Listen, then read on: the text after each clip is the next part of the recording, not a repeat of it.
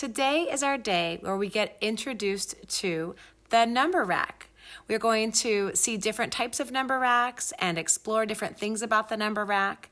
You get to make your own number rack at home, and we have a couple of questions in Seesaw to help you practice how to use your number rack and see what you can notice. Have fun! To make your at-home number rack, you'll need to find this baggie that has all of your materials inside of it.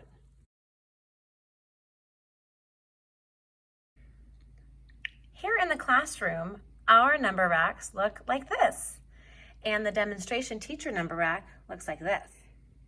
Sometimes we might ask you some questions and see if you can figure out how many beads we've hidden behind the screen. Like,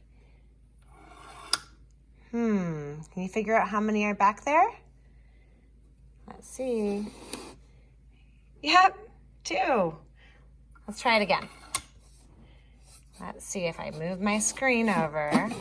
How many did I put back there? Ready, set. Can you figure it out? Dun, da, da, da.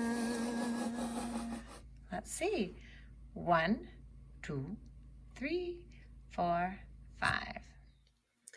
We also might use number racks online using a special number rack app. We might demonstrate by moving the numbers like this and like this to show how to make different numbers, right? So now that makes 10. We can also move those back, and we can cover up and have it be a little bit of a mystery and see if you can guess how many are underneath. Let's see if you can guess how many are underneath this cover right now. Let's see. How many are underneath there right now? Let's see. What did you figure out? Yeah, it's 10. 5 reds and 5 whites. Let's see if we got rid of that, moved it back over. Let's see if I could cover up some again. I'll put my little screen up here and see, how many are going to go into there now? Shoo. Shoo. What do you think? How many are underneath the hidden screen? Peek. Do you know? Peek. Yeah, it's 5 plus 1. So that's 6.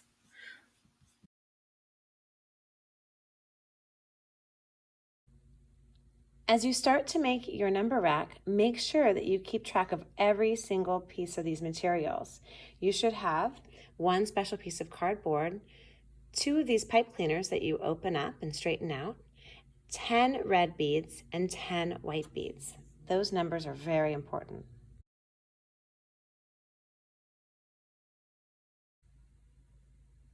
First, you'll put 5 white beads on the top pipe cleaner and 5 white beads on the bottom pipe cleaner. Put them on the right-hand side and push them into the middle of each pipe cleaner.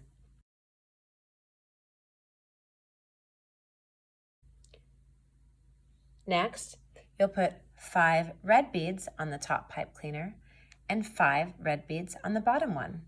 Put them on the left side of the pipe cleaner and push them to the middle.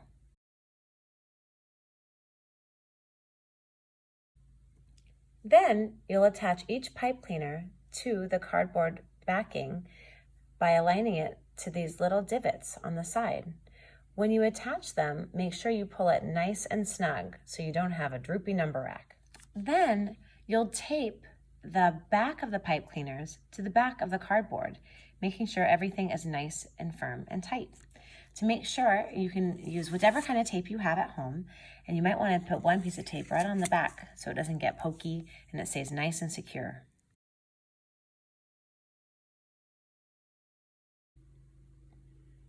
Now that your number rack is nice and sturdy and firmly attached, you can flip it over and do the very last step.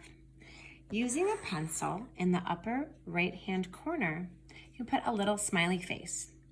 Now, I actually made a mistake when I first did this, so I want to make sure, see how mine's over here, because I made my mistake at first? Here's the important thing. Make sure that the white beads are on the right-hand side towards where the smiley face is.